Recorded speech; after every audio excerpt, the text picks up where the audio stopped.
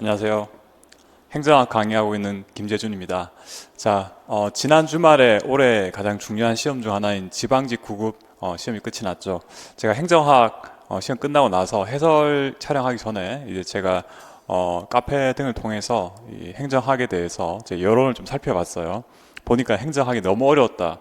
평가 정말 많더라고요. 그래서 제가 정말로 어려웠는지 그 해당 내용에 대해서 제가 하나하나 설명드리고, 또 앞으로 여러분들이 수험을 어떻게 준비를 하셔야 되는지에 대해서도 말씀을 드리도록 할게요.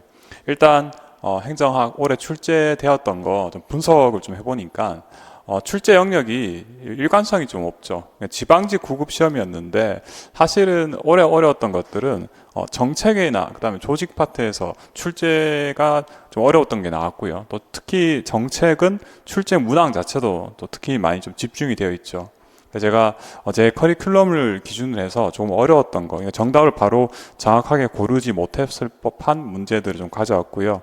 보니까 문제 4번의 지방공무원법이라든가 아니면 5번의 프로그램 예산제도, 그리고 문제 13번, 그죠? 되게 어렵죠? 되게 어려웠던 문제인데 정책 집행, 15번의 지방공기업법, 그리고 18번 문제도 참 난감했죠. 리더 구성원 교환이론, 마지막으로 공공가치론. 한번 출제가 되었던 부분이긴 하지만 좀 더 디테일하게 출제가 되어버렸죠. 자, 그러면 제가 본격적으로 해설을 하기 전에 이 전체적인 난이도는 당연히 상으로 평가를 하고 있고요. 물론 비교를 어떤 시험이랑 비교를 했을 때 난이도 높냐, 올해 국가직 9급 시험보다는 좀 더 어려웠던 것 같고요. 작년 지방직 9급 시험보다는 많이 어려웠고요. 작년 국가직 9급 시험이랑 비교했을 때 아마 난이도가 비슷하다고 저는 평가를 해요.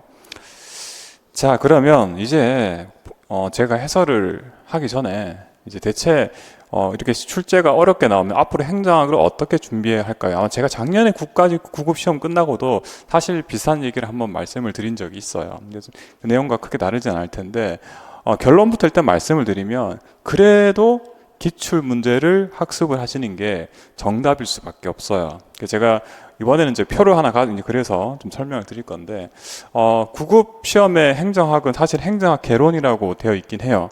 개론이면 보통 대학 행정학과 학부생들 1학년 때 배우는 개론서 있죠, 행정학.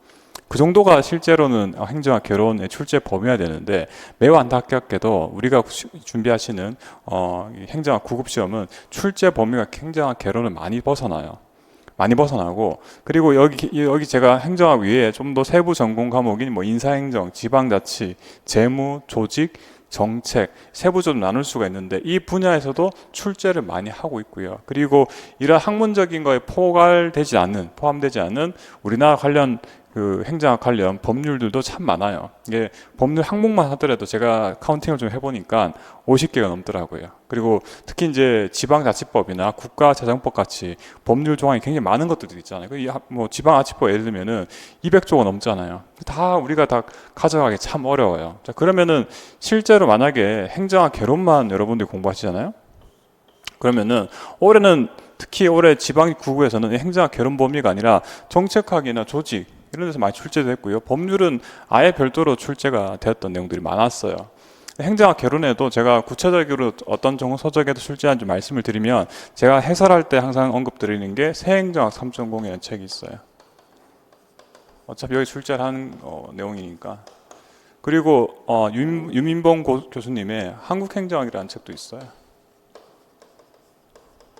여기 걸 참고한 정도가 아니라 여기 있는 전공 서적의 내용에서 그대로 문장을 따오는 거예요. 출제하신 새로운 문제를 별도로 만들기도 하지만 실제로 올해도 마찬가지였고요. 그 전에 다 마찬가지였는데, 특정 전공 서적에 있는 내용 컨텐츠가 있으면 거기서 그 특정 문장만 딱 빼와서 정답 선지로 만들고, 그렇게 배경 설명이 따로 없는 거죠. 그래서 공부하시기 좀 어려우실 텐데, 일단은 두 책이 기본도 행정학 개론에 관련해서는 많이 출제를 하고 있는 책이고, 특히 여기 새행정학 3.0 같은 경우에는 공저자, 특정 교수님 한 분이 쓴 책이 아니라 수십 명의 교수님이 같이 쓴 거기 때문에 아무래도 출제 비율이 좀 높을 수밖에 없어요. 올해도 예를 들어서 공공가치론 20번 문제 있죠. 사실 그 내용도 새행정학 3.0에 있는 내용 사실 그대로 복사를 해서 출제를 한 케이스였고, 그리고 나머지 세부 전공 과목에서도 출제를 올해 좀 많이 해버렸는데, 정책학은 정치학 같은 경우에 정정기 교수님 책이 있어요.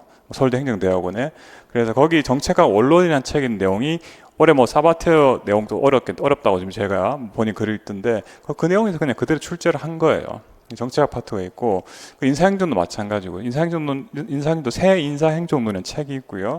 그 지방자치는 정보소사 한 두어 개 정도 있고요. 재무행정도 새 재무행정학 새란 말도 말씀 여기 이제 공저자로 들어가신 분들이 별도 정서적 낸 책이 있어요.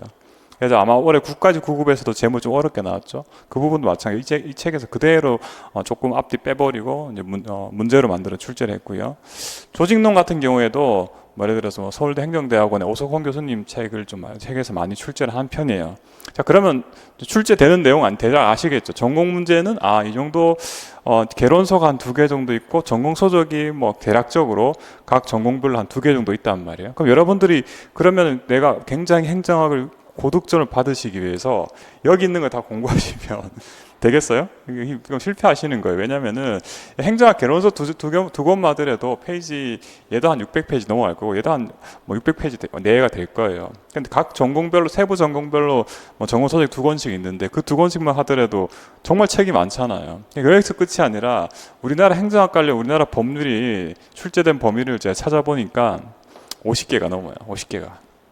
사실 여러분도 아마 공부를 꼼꼼하게 하신 분들조차도 지방자치법 조항 법 하나만 가지고도 200조가 넘기 때문에 세부 조항 다 기억 못 하시잖아요. 그런데 내가 행정학을 수험 공부하시면서 저기 있는 출제됐던 거 다 공부하신다고 하더라도 설령 우리가 다 본다 하더라도 문제에서 또 마주치게 되면은 이게 틀렸는지 맞는지 참 알기가 어려워요. 자, 그러면 이렇게 출제 범위가 엄청나게 넓어져 있는 상황에서 그러면 우리가 만약에 뭐 과거에 출제 안 됐던 정책학 파트 이런 게 나와버렸단 말이에요. 그럼 여기 이거 공부하시기 위해서 모든 범위를 다 공부하실 수는 없어요. 물론 다 하시면은 고득점 하실 수 있을 수도 있어요. 여기 나온 법률 50개 법률 이상 조항 다 보시면 고득점 나오겠죠. 아마 다른 수험생들보다 한두 개 정도 더 맞히실 수 있을 거예요. 근데 공부량이 얼마나 많겠어요. 만약에 행정학 개론서 2권만 꼼꼼하게 다 보시는 것도 쉽지도 않고 시험 문제에서 그게 틀린지 옳은지를 판단하시려면 또 다른 노력이 필요하단 말이에요.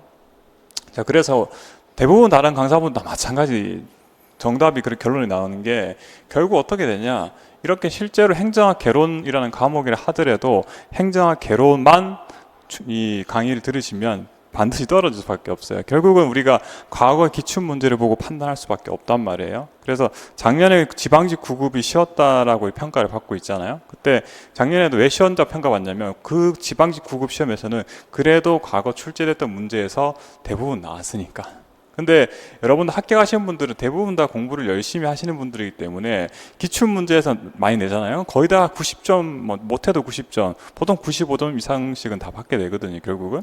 자, 그러면은 이렇게 이번 지방직 9급 시험처럼 이렇게 과거 출제가 되지 않은 문제들 이렇게 꼈단 말이죠. 뭐 정책에서 나오고 조직에서 출제되지 않았던 것들, 이런 거 다 가져갈 수 있냐는 되는 얘기죠. 이게 쉽지가 않아요. 이걸 다 가져가시려면 모든 범위 있는 거 다 공부하셔야죠. 만약에 기출문제는 만약에 학습하시면 어떻게 되냐면 행정학 개론에서 나올 법한 문제들은 반복적으로 학습을 하시게 되고, 그리고 정책이랑 인사, 지방자치, 재무, 조직 이렇게 좀 벗어난 문제들 일부 있죠. 이때는 모든 범위를 다 공부하시는 게 아니에요. 어쩔 수 없어요. 기출문제만 보시면 되는 거예요. 이렇게. 얘들만 잘 가져가시면 되는 거예요. 나머지 그러면은 과거에 출제 안 됐던 굉장히 전공 분야라든가 아니면은 과거에 출제된 적이 없었던 이 법률 부분이 있죠. 이 문제를 그럼 어떻게 해결할 것이냐. 그건 어쩔 수 없는 거예요. 이건 어쩔 수 없는 거예요. 법률에서 제가 확실히 말씀드릴 수 있는 거는 제게 최근에 제정이 되거나 개정된 내용들만 제가 말씀을 드리잖아요. 이게 합리적인 판단이란 말이에요. 한 번도 나오지 않은 법률 조항을 가지고 우리가 그 문제가 혹시나 나올지도 모르니까 그 법률 조항을 공부하신다 하더라도 기억이 안 날 거예요. 예를 들어서 올해 국가직 9급에서는 비영리 민간단체 지원법이라는 법이 나왔단 말이에요. 그 법은 거의 출제된 적이 없는 법률이에요. 그래서 다 그런 것까지 포괄 하면은 정말 밑도 끝도 없이 공부량이 늘어나죠. 그런 문제는 빨리 짚고 넘어가고 제가 말씀을 드려요, 항상. 항상. 근데 이제 또 댓글 달린 거 보면은 그래도 맞춰야 되지 않냐. 이거는 그 너무 뭐랄까요. 출제 범위에 대해서 정확한 이해를 못 하시는 말씀이고, 실제 수험 공부하실 때는 딱 행정학 개론에서 출제됐던 문제, 기출 문제를 정확하게 학습하시면 여기 행정학 개론의 내용은 거의 다 커버를 하시는 거고, 그리고 각 전공에 나왔던 부분들조차도 이제 과거 출제됐던 문제들은 학습을 하시게 되는 거예요. 이렇게 가져가는 거, 여기 부분하고 과거 출제됐던 부분 일부, 그리고 법률 중에서도 출제됐던 법률 위주로만 공부하시면 되죠. 근데 뭐 법률에서는 뭐 특히 뭐 자주 출제되는 법률, 예를 들어서 지방자치법이나 국가재정법 정도까지는 여러분 좀 꼼꼼하게 학습하시면 좋고요. 근데 그 외의 법률들은 출제되는 조항만 보셔야 돼요. 어쩔 수가 없어요, 이 부분은. 자, 그리고 이제 예를 들어서 뭐 과거에 이렇게 벗어난 문제 중에 오늘 출제된 게 하나 있었죠. 올해 지방직에서는 이 정책 문제의 구조화 파트 굉장히 어렵거든요. 정책 문제의 구조화라는 것은 사실은 정책학이라는 전공 소재가 어지간한 책이 없고요. 이 정책학 안에서도 세부적인 파트인 정책 분석론이라는 책이 있어요. 그 정책 분석론이라는 책이 미국의 던 교수님이 쓴 책인데 거기서 이 출제를 하고 있거든요. 그럼 과거 구급 문제 나왔단 말이에요. 그래도 그렇기 때문에 올해 아마 공부를 꼼꼼하게 하신 분들은 그 정책 분석론에서 나왔던 문제는 아마 맞히셨을 거예요. 제가 그 내용도 사실은 구급 문제에서 나오면 되는 문제가 아니라고 말씀을 드렸죠. 근데 그럼에도 불구하고 출제를 하고 있기 때문에 과거에 전공에서 세부 전공에 나왔던 문제들은 우리가 어쩔 수 없이 나왔던 부분 위주로 공부를 하셔야 된다는 거예요. 어쩔 수 없어요. 그리고 이제 만약에 아까 다 거듭 말씀드리지만 이런 데 나왔어. 이렇게 새로 나왔단 말이에요. 이런 데서. 법률에서도 출제되지 않았던 조항들이 툭 튀어나와 버렸어요. 재개정된 내용도 아니었어. 그러면은 이거를 만약에 내가 다 커버하려면 이만큼 공부하셔야 되는 게 아니라 여기 있는 범위 전체에 있는 내용들을 다 공부하셔야 돼요. 공부가 뭐 예를 들어서 뭐 1.5배 한 50% 늘어나고 2배 늘어난 정도가 아니라 10배, 20배 늘어날 수가 있어요. 물론 기억이 안 나겠죠. 여러분들 원하시는 거는 빨리 합격하는 거잖아요. 그죠? 모든 걸 다 맞추는 게 목표가 아니라 우리는 최대한 그 수험 경제라고 하죠. 최대한 짧은 시간 내에 합격하시는 점수만 잘 받으시면 되는 거예요. 그럼 올해 그래서 제가 평가를 좀 해보면은 올해 지방직 국가직보다 경쟁률이 낮잖아요. 경쟁이 낮기 때문에. 그리고 앞에 1번부터 뭐 12번 한 정도까지 문제에서는 그렇게 어려운 문제가 없었어요. 근데 13번 이후로 좀 어려운 문제가 많이 껴 있어가지고 난이도를 어렵게 느끼시겠지만 아마 제가 처음에 이렇게 카페에 글을 보니까 뭐 50점, 55점 나올 것 같아, 50점 안 나올 것 같아 이렇게 막 이제 울분을 토하시던 분이 계신데 막상 채점해 보시면 그 정도까지는 안 나오셨을 거예요. 아마도 합격하신 분들 아마 뭐 적게는 70점, 좀 잘 받은 소위 말해서 좀 잘 찍고 또 기본 맞추셔야 되는 문제들 안 틀리신 분들은 아마 한 80점 받으셨을 거예요. 그 정도면은 올해 다른 과목은 제가 모르니까 말씀드리기 어렵지만 70점 이상, 좀 지역에 따라 다르겠지만 최하 70점 정도. 그리고 뭐 잘 받으시면 80 정도면은 행정학 때문에 떨어지실 일은 없을 거예요.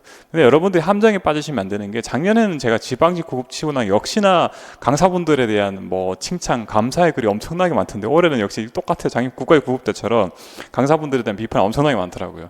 근데 결과적으로 보면은 이 뭐 경쟁률이 오히려 떨어졌잖아요. 그렇기 때문에 상대적으로 봐야 되는 부분이에요. 상대적으로. 그러니까 쉽게 나왔다고 해서 좋아할 것도 아니고 어렵게 나왔다고 너무 이렇게 분노를 표출하실 필요는 없어요. 딱 내가 이제 딱 그 어떤 시험이든지 간에 상대적으로 내가 상위 어느 정도 합격할 수 있는 받은 만큼 점수를 획득했는지 안 했는지만 좀 냉정하게 좀 잘 판단하시면 좋으실 것 같아요.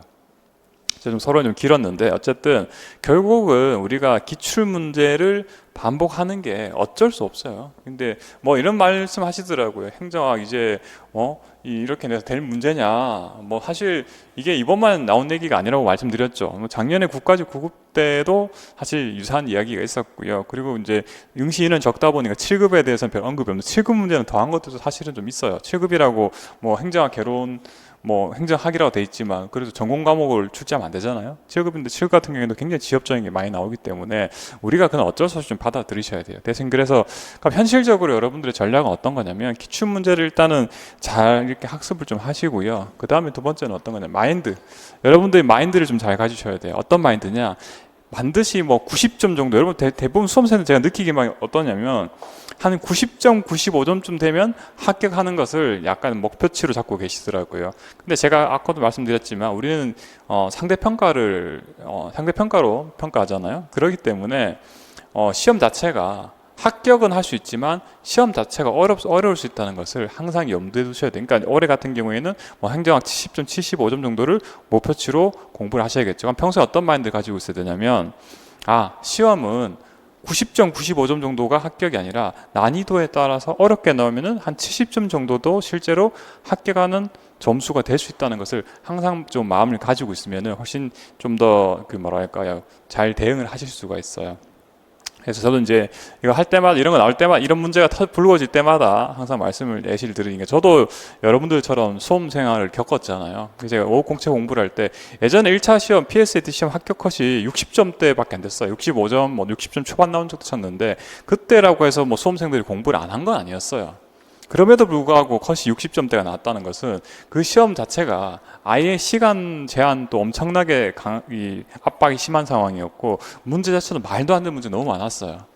근데 어쩔 수 없잖아요. 우리가 그 시험을 바꿀 수가 없다면 그 맞는 그 시험에 맞춰서 우리가 대응을 할 수밖에 없는 거죠. 그래서 마인드를 항상 잘 가지시는 게, 거듭 말씀드리지만, 우리는 앞으로 행정학은 쉬울 수도 있어요. 물론 쉽게 나왔을 때는 이제 너무 좋아하지 마시고 또 차분하게 실수 없이 다 맞추셔야 되는 거고, 이렇게 이번처럼 뒤에 어려운 문제가 많이 나왔을 때는 이게 시험이 어려울 수도 있다, 이 시험이 어려운 거니까 내가 최대한 소거해보고 또 빨리 찍고 빨리빨리 넘어가야겠다라고 마인드를 가지고 계셔야지 좀 이런 힘든 상황에서 크게 당황하지 않으시고 잘 대응을 하실 거예요. 대응을 얼마나 잘하는 거지, 사실 이것도 이 행정학에 대한 어떤 이론 내용적인 어떤 공부뿐만 아니라 시험 연습이 좀 필요한 거예요. 처음에 이게 연습이, 제가 항상 강조를 드리고 있는데, 연습이 좀 잘 안 되신 분들은 항상 내가 아는 문제 위주로만 학습을 하시게 되면 이거 연습이 잘 안 돼요.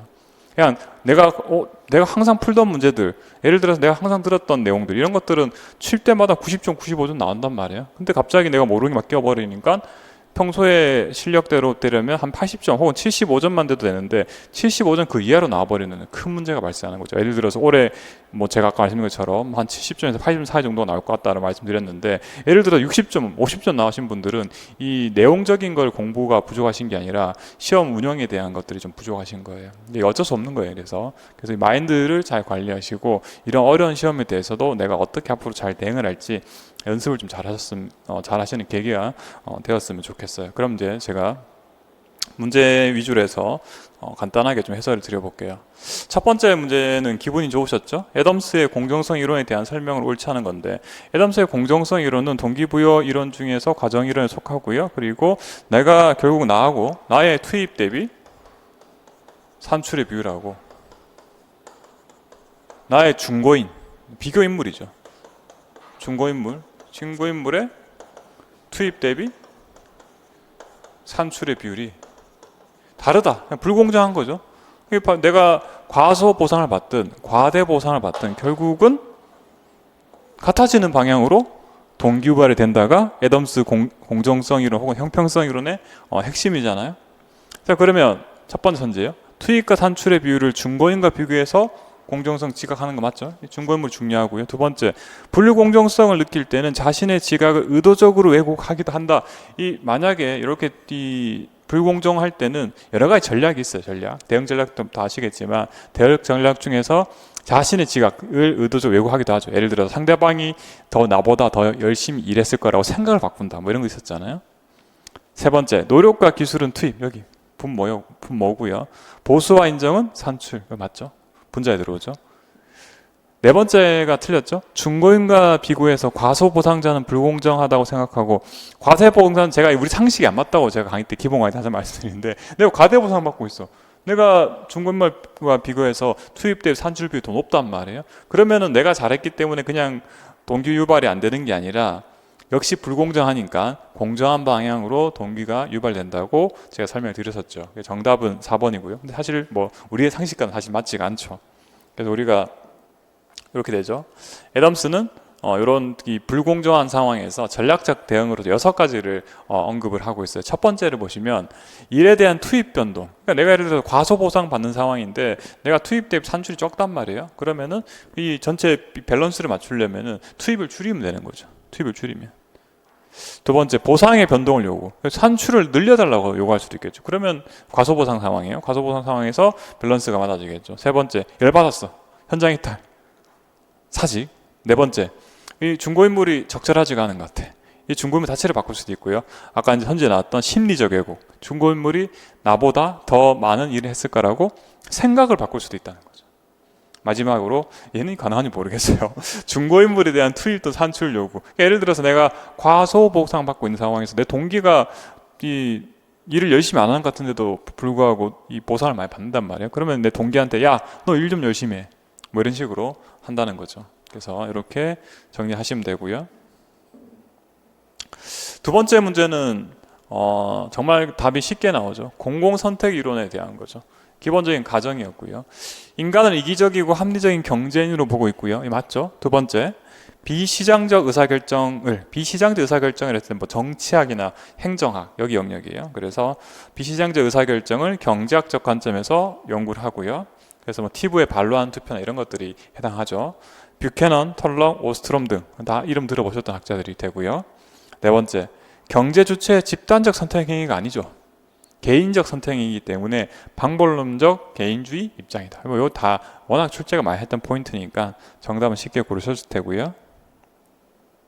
세 번째 나왔죠. 자, 피터스의 미래의 국정관리. 미래의 국정관리는 자기 저서의 책 이름이에요. 제가 이번에 기본서를 쓰면서도 아예 그냥 피터스 책을 이름을 제가 이렇게 미래의 국정관리라고 해서 이게 제가 책에 좀 반영해놨는데 뭐 출제 많이 했죠. 정부개혁 네 가지잖아요. 네 가지. 두 문자로 다 기억 하시나요? 두 문자 하면 한 번에 끝나죠. 시, 참, 신탈 네 가지죠. 그래서 자유민주주의 모형 바로 정답은 2번이고요. 모형 다시 한번 복습을 해보면 이렇게 되죠. 피터스는 전통적인 정부라면 관료제. 기존 전통적인 관료제에 대한 대응적인 이거에 대해서 말 그대로 개혁 모형이 네 가지가 있다. 사실은 피터스가 다 네 가지를 본인이 연구해서 제시한 게 아니에요. 제가 이제 제 유튜브 영상에도 이렇게 좀 더 이 심화 영상 만들어놨는데 이 책 원서를 다 읽어보고 이제 정리해드렸죠. 그러니까 최근에 이 피터스가 책을 쓰던 당시 90년대요. 1990년 초반에 그때 당시에 전 세계적으로 학계에서 논의되고 있던 어떤 정부 개혁 모형을 네 가지로 이렇게 카테고리화 시킨 게 본인이. 그래서 시장적 정부 모형. 그때 이게 제일 유행했던 게 시장적인 정부 모형이었죠. 신공공 관리로 나오잖아요. 시장적 정부 모형도 있고 참여적 정부 모형은 조금 다르죠. 어떤 거냐면 시장적 정부 모형은 말 그대로 민간 기업처럼 성과만 잘 내는 게 가장 베스트하다고 본 거였고 참여적 정부 모형은 조직 구성원들의 참여 아니면 또 고객들의 참여가 중요하다고 본 모형이고요. 세 번째 신축적인 정부 모형은 기존의 어떤 관료제가 조직이 신축성이 없다는 게 말 그대로. 그러니까 예를 들어서 조직이 조직의 필요성이 없어지면 조직이 없어져야 되고 상황이 또 자꾸 바뀌어야 되는데 그냥 그대로 계속 유지된단 말이에요. 기존의 관료제는 환경 변화에 따라서 민감하게 반응하지 않는 게 문제다라고 해서 나왔던 게 신축적인 정부 모형이에요. 마지막으로 탈규제적 정부 모형 어떤 거냐? 기존의 관료자가 정부 내부에 너무 통제가 많은 거야. 그러니까 이런 것을 내부에 존재하는 규제를 많이 완화해주고 내부에 존재하는 규제를 많이 완화해준단 말은 어떤 거냐면 결국 조직 구성원들한테 통제 대신에 권한 유인을 많이 해준다는 거예요. 그러면은 성과를 잘 낼 것이다. 이게 탈규제적 정부 모형이죠. 사실 네 개 모형이 칼같이 정확하게 탁탁 나눠지는 건 아니에요. 여기 사실 제 주장이 아니고 피터스가 이 미래 국정관리 설명을 해놨어요. 일부 겹치는 부분들이 있다라고 다 여기 설명하고 있어요. 그래서 성격이 여러분들 생각하실 때 딱 이분법적 생각하지 마시고 이런 모형들 간에도 성격이 겹치는 부분이 일부 있다는 것은 좀 생각해 두시면 좋을 것 같고 어쨌든 구급 문제에서는 이렇게 세부적으로 잘 물어보진 않죠. 네 가지 시참 심탈 쓰시면 바로 정답을 고르실 수가 있죠.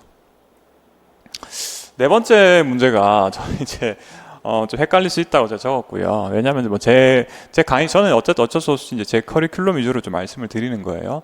일단은 전직이란 전보란 말은 지방공무원법 아니라도 우리가 이제 인사 파트에서 국가공무원법을 여러분들 공부하시잖아요. 그래서 전직과 전보가 지방공무원법과 다를 이유가 없죠, 사실은. 그렇기 때문에 1번, 2번 선지는 다 맞을 것 같고 대신에 4번 선지는 어려워요.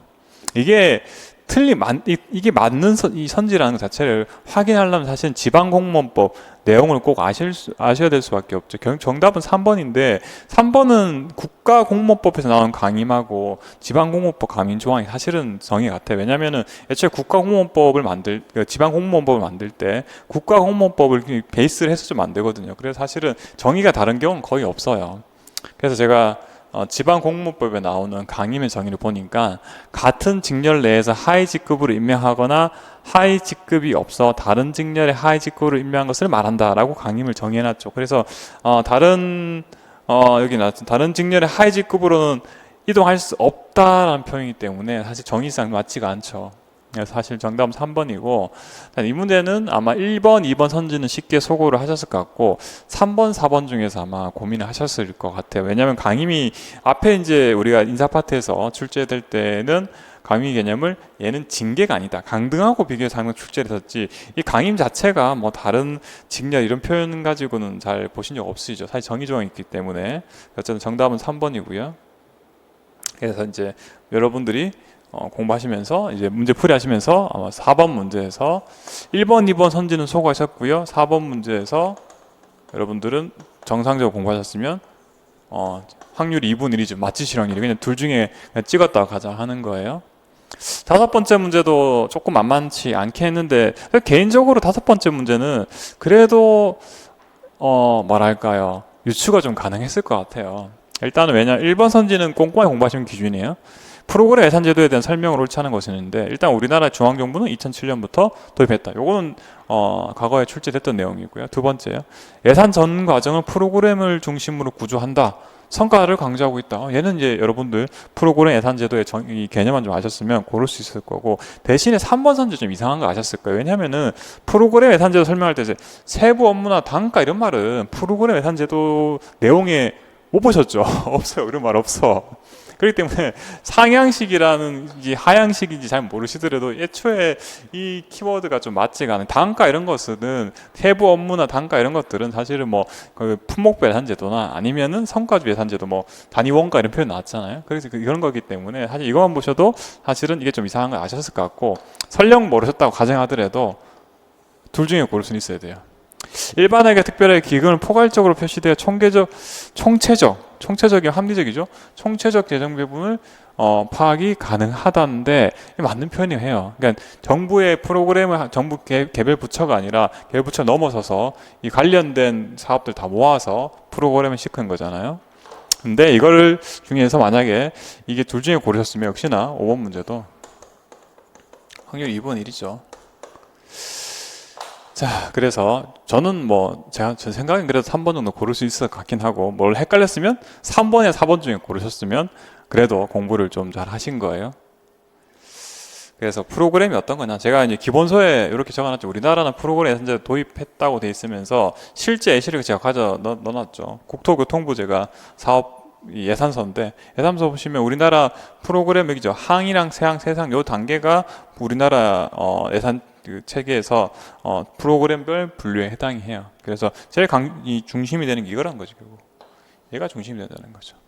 프로그램을 구성하는 단위 사업, 그 단위 사업을 구성하는 세부 사업. 그래서 사실은 바텀업, 아래에서 더해서 위로 올라가는 방식이 아니라 위에 프로그램이 있고 그 프로그램 구성하는 단위 사업과 세부 사업으로 이 논리가 이어지죠. 그래서 바텀업이 아니라 탑다운 방식이에요. 탑다운 방식. 근데 이게 이제 제가 제 기본서에 넣지는 않았어요, 사실.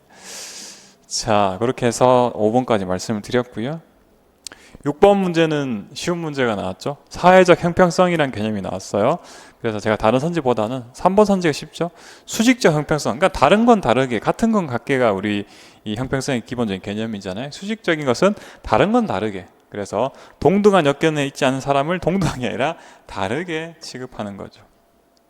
누진세는 그 예가 맞죠. 누진세는 현재 우리나라는 누진세를 적용하고 있으니까 세 번째 가 정답이고요. 나머지는 간단한 내용들이니까 넘어갈게요.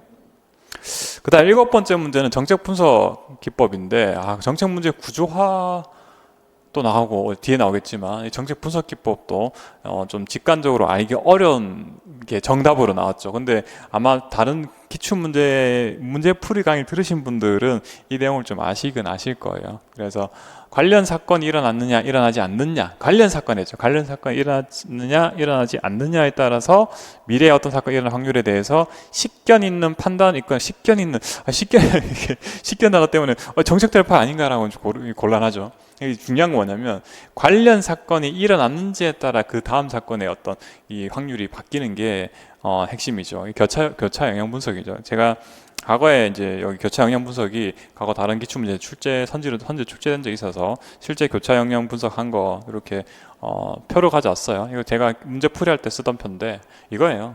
예를 들어서 관련 사건이 됐잖아요. 그러니까 예를 들어서 유류 가격 인상하고 그 다음 사건이 전후죠. 세로 가로 잘 보셔야 되는 전후가 이렇게 돼 있죠. 전 사건이 유류 가격 사건이라는 인상이 대체 도시 인구 집중 부분하고 범죄 증가하고 그 다음에 전동차 생산하고 어떠한 관계가 있는지를 분석한 거예요. 이게 사실 이 확률 숫자 적은 건 전부 다 전문가들이 식견을 가지고 확률을 적는 거예요. 예를 들어 볼게요. 이런 거예요. 만약에 유류 가격이 인상하고 난 다음에 그 다음에 도시 인구 집중이 어떻게 될 것인가? 만약에 유류 가격 인상이라는 어떤 전 사건이 없으면은 도시 인구 집중이라는 게 확률적으로 50%라고 가정해 볼게요. 근데 앞에 유류 가격 인상이 되니까 도시 인구가 집중될 확률이 70%더라. 그러니까 유류 가격 인상이라는 앞의 사건에 의해서 뒤 사건의 어떤 확률이 달라지는 거죠. 앞 사건에 의해서 뒤 사건이 영향을 받는 거예요. 그리고 뒤에 범죄 증가, 유류 가격 인상하고 범죄 증가 부분인데 그냥 이 앞에 유류 가격 인상이라는 사전적인 사건이 없었을 때는 범죄가 증가할 확률이 60%였는데 유류 가격 인상하니까 80%더라. 마지막이에요. 유류 가격 인상하고 자동차 생산할 전동차 생산할 관계인데 만약에 유류 가격 인상이라는 어떤 앞 사전 사건이 없으면은 전동차 생산될 확률이 20%였는데 유류 가격 인상이라는 선행 사건이 있으니까 이 선행 사건은 전동차 생산이라는 사건의 이 확률을 20%가 아니라 50%까지 변경시키더라. 영향을 주더라. 그러니까 사전에 앞에 사건이 뒤에 사건에 어느 정도의 영향을 미치는지를 이 표로 다 만든 거예요. 여기 확률은 제가 임의로 적은 거 하지만 여기 전문가들이 그냥 자기들이 식견을 가지고 전문 지식을 가지고 작성을 그냥 하는 거예요. 자, 이게 교차 영향 분석이에요. 그러니까 이게 또 숫자를 적긴 했지만 이건 굉장히 정성적인 방법이에요. 그래서 정답은 2번이고요. 뭐 요거는 아마 문제풀이 조금 보신 분들은 이런 표를 아마 보셨을 거고 실제 이 표는 제가 임의로 적은 건 아니고요. 아까 저기 정책 분석이라는 이 학문이 있죠. 정책학 파탄에 거기 보면 이제 돈 교수님의 정책 분석론 책에 딱 정확하게 요 예시로 해가지고 예를 들어놨어요. 그래서 제가 그냥 한글로 번역만 해가지고 가져온 거예요. 자, 나머지는 다 아시겠지만 브레인스토밍, 델파이 기법 이거 워낙에 출제가 많이 됐던 거라 제가 이거 좀 스킵을 하고요. 선형 경향 추적 뭐 이게 이런 단어가 좀 어렵죠. 다 이거 아까 그 문제 정책 분석론 책에 다 있는 내용인데 선형 경향 추적 이거죠. 이런 거예요. 예를 들어서 시간이고요. 그 다음에 뭐 공개 오염도로 할까요? 요즘 공개 오염도보다 좀 더 문제가 있죠. 우리나라 출산율이죠. 출산율. 이건 거예요. 뭐 예를 들어서 뭐 1960년대 출산율이 얼마였는데 70년대, 뭐 80년대, 90년대, 2000년대. 그래서 요즘 얼마가 더라? 0.6인가 7인가 이렇게 떨어지죠. 그래서 예를 들어 여기가 뭐 0.7이다. 현재 2024년이에요. 2024년인데 과거에부터 이렇게 이거 곡선되기 안 되니까 선형 경향이라 할게요. 데이터를 보니까 이런 식으로 되더란 말이죠. 현재까지. 그러니까 예를 들어 1960년대부터 2024년까지 출산율 매년 통계를 쭉 보니까 이어보니까 선을 쭉 직선이죠. 선형이랬죠. 직선. 선을 쭉 그어보니까 이런 식으로 경향이 있더라. 트렌드잖아. 트렌드. 그러니까 출산율이 일정하게 쭉 줄어오는 거잖아요. 그러면은 미래가 예측이 되죠. 이렇게 2024년 이 정도니까 2025년은 연장해보죠. 이렇게 해서 얼마만큼 이때가 줄어왔으니까 내년에도 뭐 이만큼 줄어서 출산율이 이렇게 줄어 나갈 거다라고 추정을 할 수 있는 거죠. 그래서 이거 갖다가 추세죠, 추세. 그러니까 그래서 선형 경향 추적. 그래서 앞에 과거부터 현재까지가 이렇게 왔으니까 미래에도 이렇게 될 거다. 아니면 뭐 이렇게 쓸 수 있겠죠. 여러분들의 세로축에 내 성적이야. 내가 과거에 공부 시작했을 때 이만큼이었는데 현재 쭉 올라가고 있어. 쭉 올라가니까 미래에는 늘었다. 성적이 더 올라갈 거다. 뭐 이런 식으로 아마 이런 식이었던 시간의 흐름에 따른 자료를 많이 보셨죠. 그러니까 시간의 흐름에 따른 데이터를 우리가 시계열 자료라고 해요. 그래서 시계열 자료 분석이라고 하죠. 그래서 이런 것들이 대표적인 이 선형 경향 추정 방법이고요. 8번 문제는 간단했죠. 문제가 굉장히 길어서 제가 여기 슬라이드 하나 집어넣기가 그랬는데 뭐 간단하죠. 이거 워낙 많이 나왔던 건데 예산안 제출이 언제까지죠? 120일 전, 국가재정법에는 120일 전까지 제출하게 돼 있고요. 물론 우리나라 헌법에는 90일 전까지죠. 90일 전까지. 근데 우리 국가재정법과 우리나라 대한민국 헌법상 예산안 제출 기한을 동시에 만족시키는 기한은 120일 전까지죠. 그래서 정답은 1번이고요. 9번째 문제요. 신공공 서비스론. 참 많이 나왔던 문제죠. 얘도 사실 이 문제도 정답이 쉽게 나오는데 세 번째 선지가 정답이죠. 정부는 노조끼보다 방향잡기에 집중한다라고 돼 있고 시민에게 더 많은 권력을 부여한다. 표현이 이렇게 되죠. 정부는 노조끼나 방향잡기가 아니라 봉사를 강조하고 있어요. 봉사를. 신공공 서비스론에서는 방향잡기는 우리가 신공공 관리론에서 정부 역할이었고 전통적인 이 관료제에서는 노조끼를 강조했고요. 신공공 서비스론에서는 정부의 역할을 봉사라고 해요. 서빙. 영어 단어 서빙으로 되어 있고요. 그래서 정답은 이렇게 간단히 해결이 되죠. 이거는 워낙 출제가 많이 되었던 거니까 쉽게 정답이 나왔을 것 같아요. 10번째 문제요. 팀제죠. 팀제는 제가 강의할 때는 뭐 제 책에는 아마 수평조직 이렇게 표현해 놓고 제가 강의하면서 여기 팀제라고 하게 된다. 이렇게 말씀드렸죠. 그래서 기획, 결정과 기획의 핵심 기능만 남기고 사업 집행 기능은 전문 업체 위탁한다. 이게 뭐죠? 네트워크 조직이었죠. 그래서 기획은 탈락. 역동적 환경 변화에 유연하게 적응하고 신속한 문제 해결이 가능하다. 이는 맞죠. 사실 이제 팀제는 특히 이제 에도크라시 중 하나잖아요. 타이관료제 모형 중에. 이는 맞고요. 세 번째, 기술 구조 부분이 중심이 되고 작업 과정의 표준화가 주요 조정 수단이다. 사실 이 표현은 여기 이제 최근에 또 출제되긴 하지만 민츠버그란 학자의 단기 전사의 5가지 중에 기계적 관료제의 특징이죠. 그래서 기계적 관료제이기 때문에 얘는 아니고요. 그럼 정답은 쉽게 나왔죠. 정답은 니은리을이죠. 관료제의 병리를 타파하고 업무 수행에 새로운 의식과 행태 변화 필요성으로 등장했다. 사실은 뭐 어떻게 보면은 탈관료제 얘기잖아요. 니은리을 전부 다. 자, 그래서 정답은 3번. 11번째 문제. 정책 지지연화 혹은 정책 펄러시가 따졌죠. 그냥 옹호연화 뭐 했죠. 그래서 이에 대한 설명으로 옳은 것만을 모두 고르면 했는데 사실 이 문제는 아마 다른 강사분들 책에는 디테일하게 뭐 없어서 인슈됐는지 모르겠지만 하여튼 저 책에는 다 들어있어요. 있기 때문에 이 문제는 제 책에 특별해서 이게 있는 게 아니라 앞서 말씀드렸던 그 서울대 행정대학원에 정정희 교수님 책이 있죠. 정책학 원론 책이 있어요. 정책학 원론이란 책에 보면은 이 표현을 정확하게 다 설명해 놨어요. 그래서 이 신념 체계 부분이 핵심이었죠. 그래서 일단은 정책 학습은 이 니은이 나오죠. 정책 지향 학습은 같은 연합 내부에서도 구성원들끼리 학습이 이루어질 수 있고 상대방 연합, 그러니까 나랑 이 신념이 다른 연합 사이에서도 학습이 발생할 수 있다고 말씀을 드렸었고요. 하위 책의 초점도 정책 변화를 이해한다. 그러니까 정책 지지연합 모형은 뭐 정책 집행 파트에 포함이 하기도 하지만 우리 주로 이제 정책 변동 모형으로 설명 많이 하잖아요. 기억니은 다 맞고 디귿하고 리을이 핵심인데 이거죠. 규범적 핵심과 정책 핵심, 부차적 측면, 뭐 2차적 측면 다 이제 뭐 한글로 번역하면 표현은 조금 달라지지만 사실 같은 얘기고 규범적 핵심과 정책 핵심, 부차적 측면 이 세 가지로 사실은 신념 체계가 구성이 되어 있고 지지연합별로 이 규범적 핵심은 실제로 종교처럼 뭐 아주 근본적인 가치라 보고 있고 정책 핵심이 이 규범적 핵심을 달성하기 위한 어떤 근본적인 정책이나 입장이 돼. 그러니까 예를 들어서 예시든 게 이런 거예요. 환경 보전과 경제 개발 간의 대립 같은 이게 정책의 핵심이죠. 그러니까 예를 들어서 환경 보전이 중요하다고 믿는 이해관계자들도 이 지지연합들도 있을 테고 그거보다는 경제 개발이 좀 더 중요하다 생각하는 지지연합들이 있다는 거죠. 그러니까 이런 거 결국은 신념 문제죠, 이것도.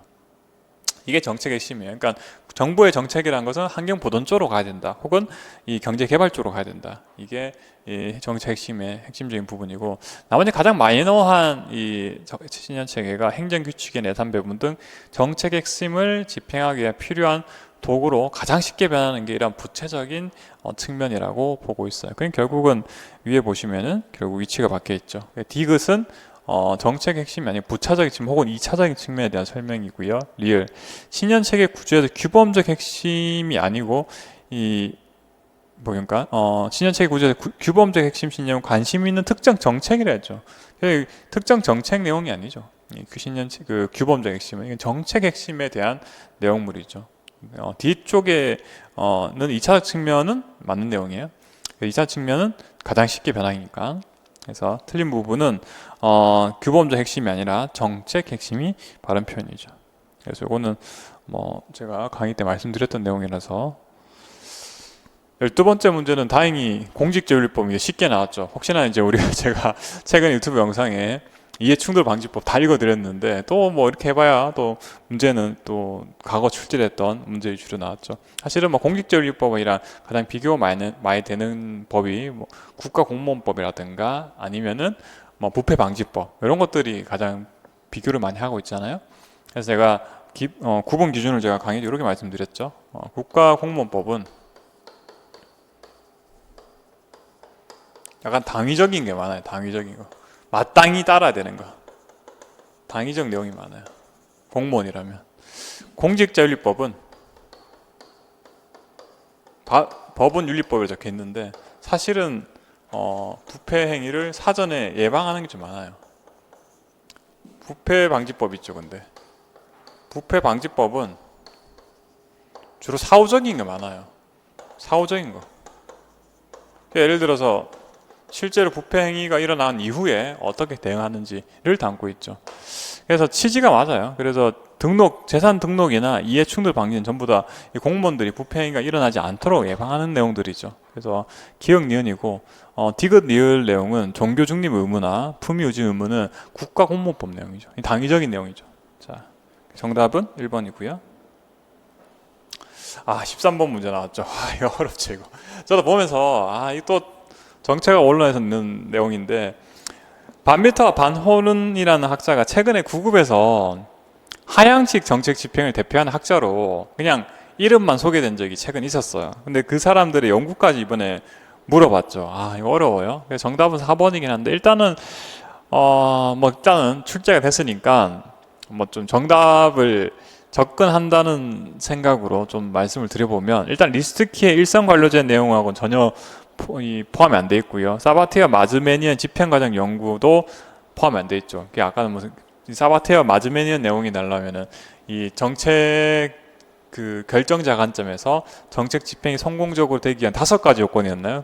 이게 일종의 뭐 체크리스트 기능한다 뭐 이런 표현을 들어보신 적 있잖아요. 근데 그 내용은 없긴 해요. 6가지를 얘기하고 있는데 이게 반미터하고 반혼이라는 학자가 정책 집행 관련해서 연구한 내용이에요. 근데 이건 제가 다음에 제가 이제 진도별 기출문제 풀이할 때 좀 더 디테일하게 말씀을 드리겠습니다. 사실 구급 문제에서 다루기에는 너무 좀 지엽적인 문제 같아요. 혹시나 이제 정답을 고르신 분들이라도 만약에 1번하고 3번 내용이 내가 이 내용하고 전혀 이제 립스키랑 사바티아 마즈메니안하고 관련이 없으니까 뭐 2번하고 4번 중에 고른다던가 했으면은 뭐 바로 갔을 것 같고 사실 그것도 제가 이제 출제가 됐으니까 뭐 말씀을 드린 내용이지 사실 뭐 그런 거 생각 못 하시고 그냥 모를 수가 있죠. 감 전혀 안 잡힐 수 있잖아요. 그때는 빠르게 찍고 넘어가셔야 돼요, 문제들은. 그리고 나서 13번 문제 당황하시고 나서 14번이 쉽죠. 그죠? 에비브는 100분의 1이죠. 이거 뭐 바로 답을 고르셔야 돼요. 자, 그리고 15번은 어렵죠. 그죠? 지방공견법은 지방자치법도 사실은 다 우리가 학습하기 쉽지 않잖아요. 뭐 지방자치론 7급 과목 공부하신 분들은 보실 수도 있지만 이제 어렵죠, 이 문제들은. 뭐 그냥 결과론적으로 좀 말씀드리면 시장군수구청장은 기초자치단체장이잖아요. 기초는 뭔 행위를 할 때 그 바로 위에 상위 기관인 시도지사한테 이 뭔가 뭐 예를 들어서 협의를 해야 된다든가 이런 절차를 거치죠. 바로 이제 한 단계 더 위에 있는 행안부 장관이 아니라, 그죠? 그래서 사실 이 부분은 조금은 유추가 좀 필요하긴 해요. 그래서 시장군수구청장, 관할특별시장, 광역시장 및 도지사와 협의해야 된다. 여러분들 지방공기업부 49조를 공부하라는 얘기가 아니라 기초면 중간에 광역자치단체장이랑 행위를 한다라고 기본적으로 요거만 기억하시면은 사실은 접근할 수 있는데, 요거는 뭐 결과론적 얘기가 나머지 조항은 좀 모르겠죠. 이게 막 섞여 있으면 이제 답이 잘 안 보이죠. 이 문제도 13번 문제와 마찬가지로 사실상 이제 9급을 준비하신 분들이면 얼른 찍고 넘어가셔야 돼. 그러니까 뭐 제가 빨리 찍고 넘어가라고 제 유튜브 영상 올리니까 이거 뭐 유추해보고 최대한 유추해보고 소거하고 골라야 되지 않냐. 당연한 거예요. 당연한 거 얘기고, 여러분 남들 유출해 보시고 소거하시고 그 다음에 소거 다 안 되잖아요. 그러면은 찍고 빨리 넘어가셔야 돼요. 그래야지 내가 다음 문제를 정확하게 푸실 수가 있는 거예요. 16번 문제는 정책문제 구조화기법인데, 이건 되게 어려워요. 이 내용이 앞서 말씀드렸던 던 교수의 정책 분석론에 나왔던 그 내용이에요. 그러니까 다른 학자들이 쓴 내용이 아니에요. 그러니까 정책학, 어지간한 국내 정책학 서적에도 잘 소개가 안 돼 있어요.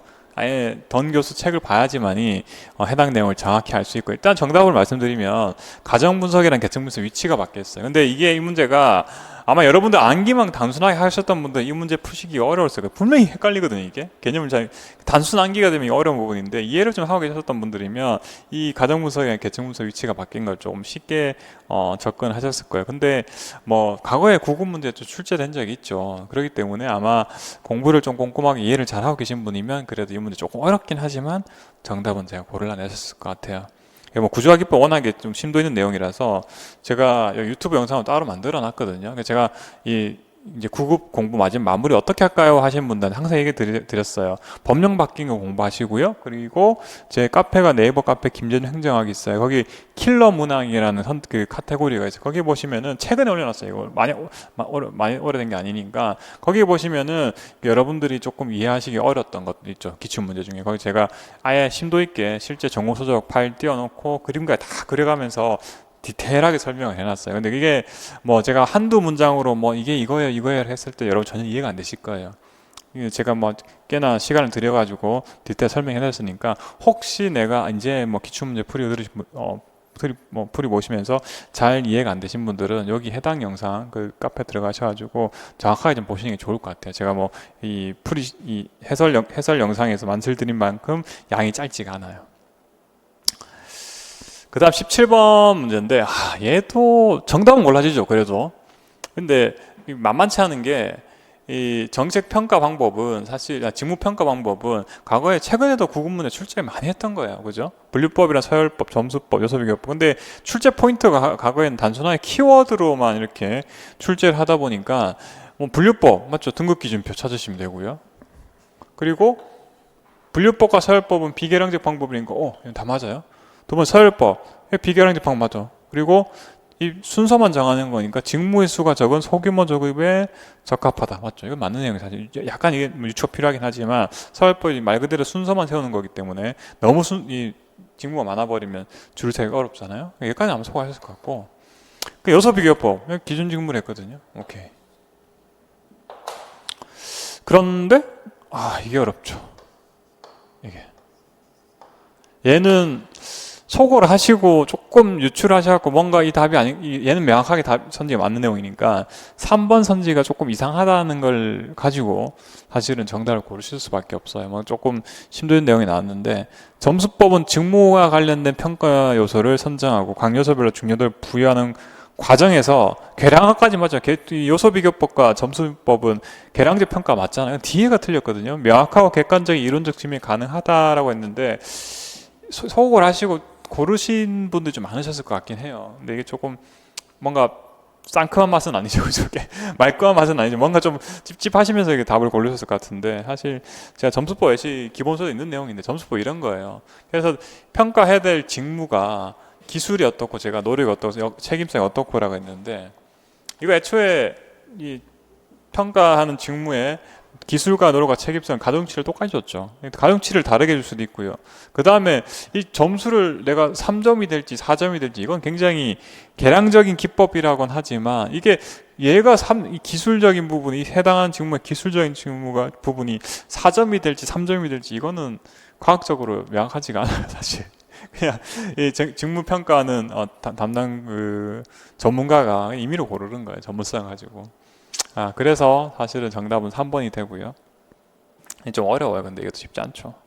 근데 이제 소거해서 어느 정도 접근이 가능한 문제였고요. 18번 문제도 골치 아프죠.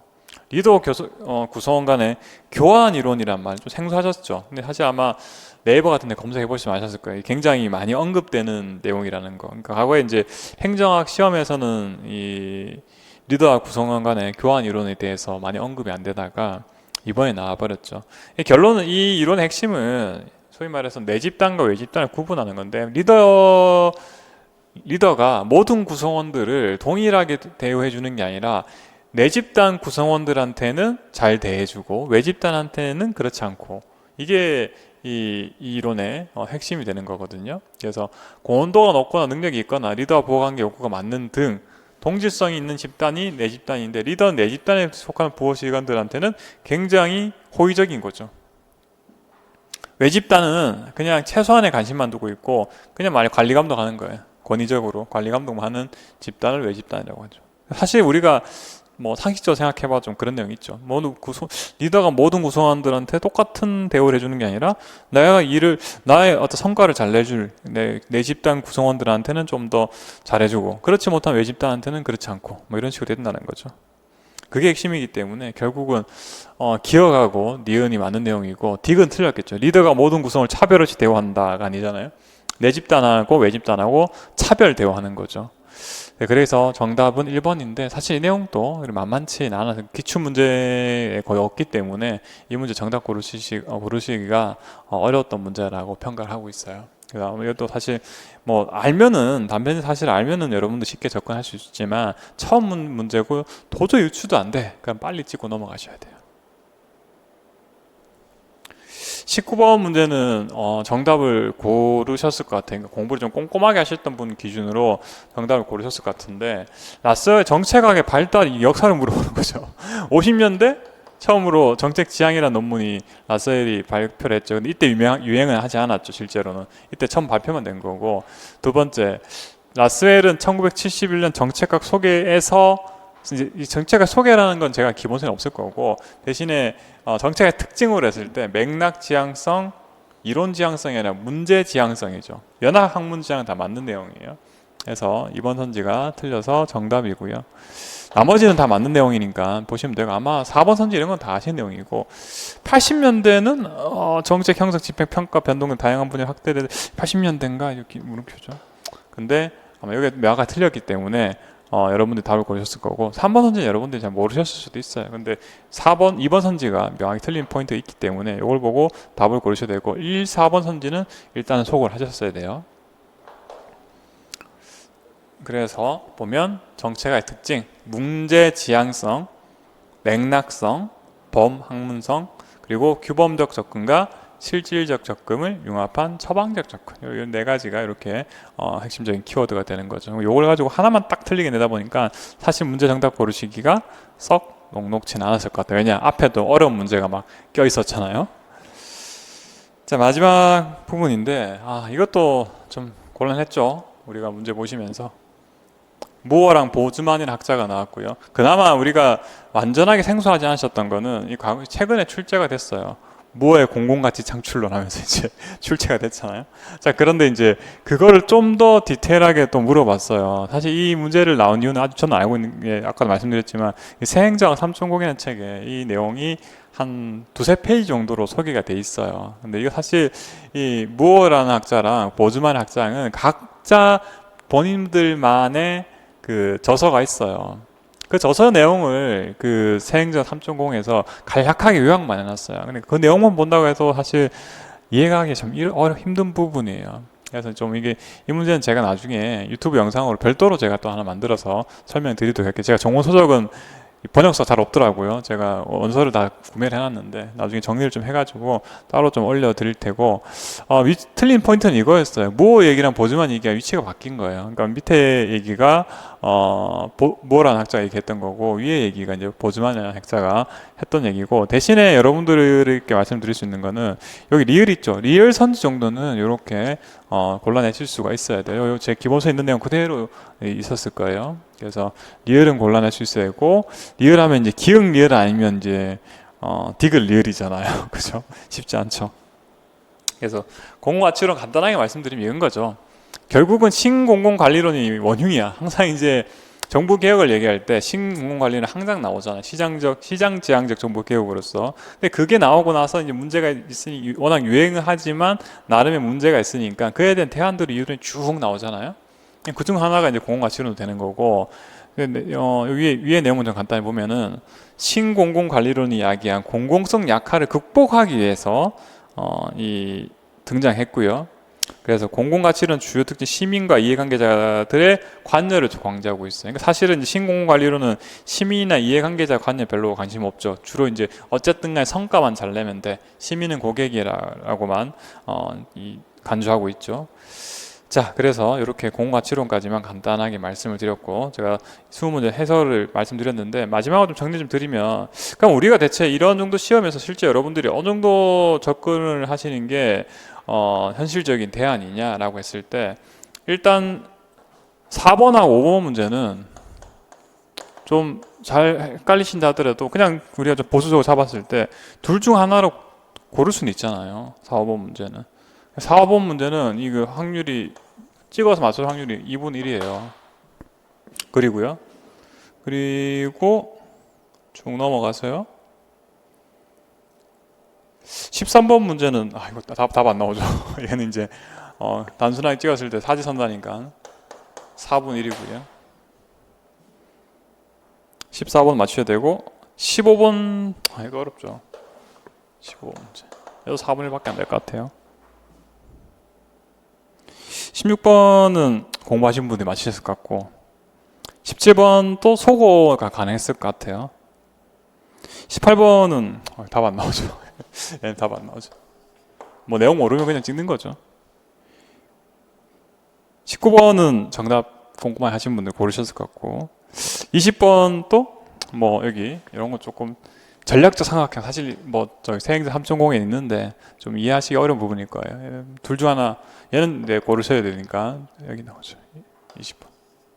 그럼 우리가 계산해 보면 기대값이라는 개념이 있잖아요. 여기 2분의 1이니까 2.5점이란 말이에요. 그럼 이 점수가 차감되는 게 마이너스 2.5 되는 게 세 문제. 얘는 4분의 1밖에 안 되잖아요. 그러니까 한 문제당 평균적으로 3.75점이 차감이 되죠. 세 문제. 그러면은 마이너스 얘는 7.5가 되고요. 얘는 얼마나 될까요? 얘는 1.25점이 기대값이니까 3을 곱하면 3.75죠. 15점 빼기 3.75가 되나요? 마이너스 11.25, 7.5죠. 두 개 다 하면 전체 차감되는 게 마이너스 18.75가 나오죠. 그러니까 조금 꼼꼼하게 공부하셨고요. 그냥 내가 찍었는데 딱 그 정규 분포의 가운데 딱 평균 정도로 여러분들이 기대값을 받으셨으면 81.25점. 그렇죠. 저는 이 통계를 좀 좋아하니까 81.25점이 꼼꼼하게 기출문제를 잘 학습하시고, 소위 말해서 이 당황하지 않고 잘 대응하셨을 때 받으시는 점수 같아요. 그러니까 국가직 구급처럼 지방직은 뭐 지역마다 다르겠지만 경쟁이 높지 않기 때문에 사실 이거보다 좀 낮게 받으셔도 뭐 틀린 점수가 많더라도 학교하시는 크게 지장은 없어요. 근데 내가 올해 지방직 봤는데 70점이 안 나오셨다. 뭐 65점쯤 나오신 분들은 앞으로 이제 기출 문제 자체에 대한 어떤 학습 부분하고 그 다음에 대응 부분에 조금 연습이 좀 필요하실 것 같아요. 자, 뭐 간단한 해설은 여기까지 마치고요. 다음 기회에 뵙겠습니다. 네, 감사합니다.